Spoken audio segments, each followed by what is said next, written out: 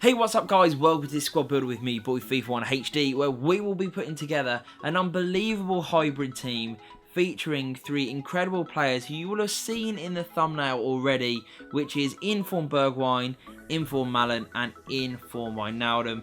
They're all incredible cards. I built a team around them, mainly so I could actually do a review on Inform Wijnaldum, and I just love this team. It was so good. Really did produce a lot of rage quits. It was that overpowered.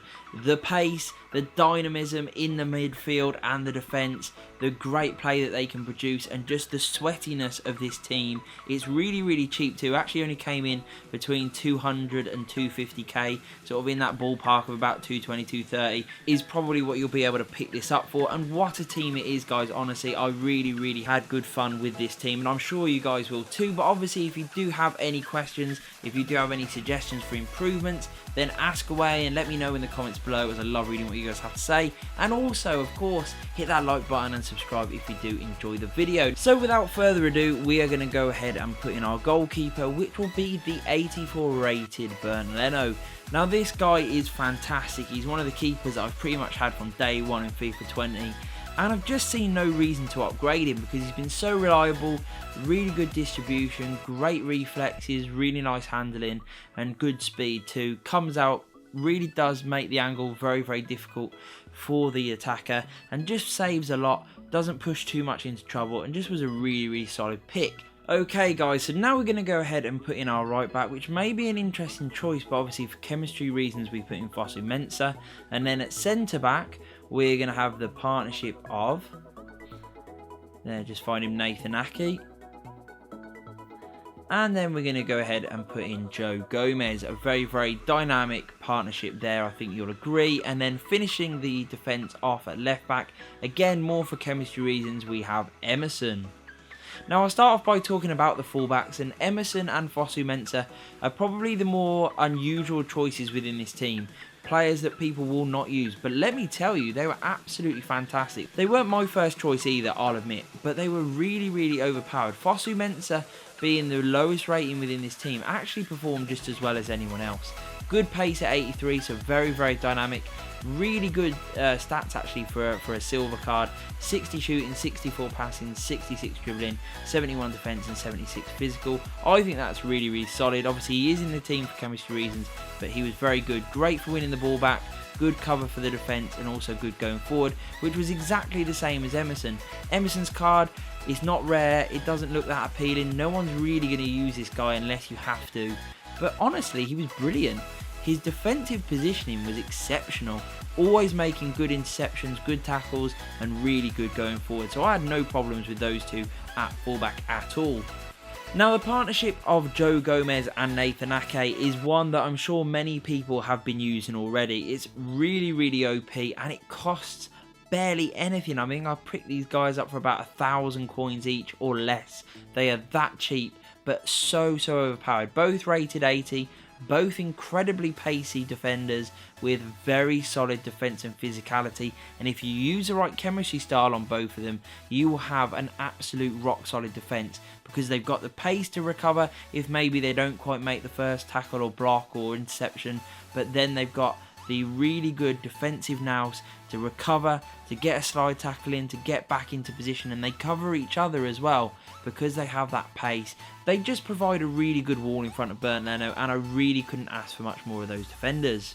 So guys, we are now going to go to the midfield, and we're going to put the first of the midfield three in, which is going to be Naby Keita. From Liverpool, he sits in the heart of my midfield and he is just ridiculous. So dynamic, gets all over the pitch, making tons of interceptions. That's really what he's in this team for. Very reliable at just providing a screen in front of the back four, sticking in the centre of the park, not going too far wide, and just running the attackers into my defenders, nicking the ball back himself. And then when he does have the ball, he's got such a great range of skills, be it obviously incredible dribbling from himself to get himself out of tight situations, and then really solid passing too. Okay guys, so now putting in another of the midfield three, we're going to head and put in Kovacic, who I think is a fantastic player, before then switching it up for our final position in the midfield three and putting in Donnie, Vander, Beek. Now again, these guys are sort of in for chemistry reasons, but also they actually represent a really well balanced midfield.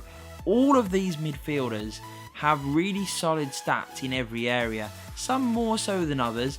Kovacic, I just think, is one of the most underrated players in this game, especially for starting off on FIFA. He's got incredible pace, very good dribbling and passing, which make him a really usable player as it is. Yes, his shooting isn't really there, and his defence and physicality on the base card stats don't look worth shouting about, but with a really balanced player like this in a midfield three, he really produces, makes great tackles, really is a very, very good player for all areas of the pitch, gets the ball, uses it wisely, has enough about him to carry it forward as well, which I absolutely loved. And that was a similar story with Vander Beek, although for me, Vander Beek actually offered a little bit more going forward, chipped in with a few goals, really got involved with the assists too, and overall was just a solid player that could make a tackle, could work hard in the midfield along with those other two players, and really could use the ball wisely when he did receive it into him or win it back himself. So now guys, we're going to go ahead and put in the 86 rated inform Wijnaldum at cam, and this guy was just absolutely incredible for me. One of the main reasons for building this team, as I stated earlier. 79 pace, 76 shooting, 80 passing, 86 dribbling, 79 defence and 80 physicality. Again, as I mentioned with the other three midfielders, they produce some really good stats in all areas. Well, Wijnaldum with this card really does take that to a whole nother level. He is absolutely perfect in so many areas. You could use him in any position you want in the midfield, and I think you would get a great player. But at cam, he really does bring things to a whole new level, and with the right chemistry style on him, you can get a lot from him. As you'll see with some of these clips, he scored me some fantastic goals, was really heavily involved in the attacking play, which you'll see especially later on as well with the strikers, who scored a lot of goals for me too. But Wijnaldum just offered me a lot of dynamism in the midfield. He could get back and do his fair share of the dirty work too, but I did like him sort of defending from the front, really getting involved, making good interceptions, winning the ball higher up the pitch, and then with the incredible skill set that he had, especially with his dribbling.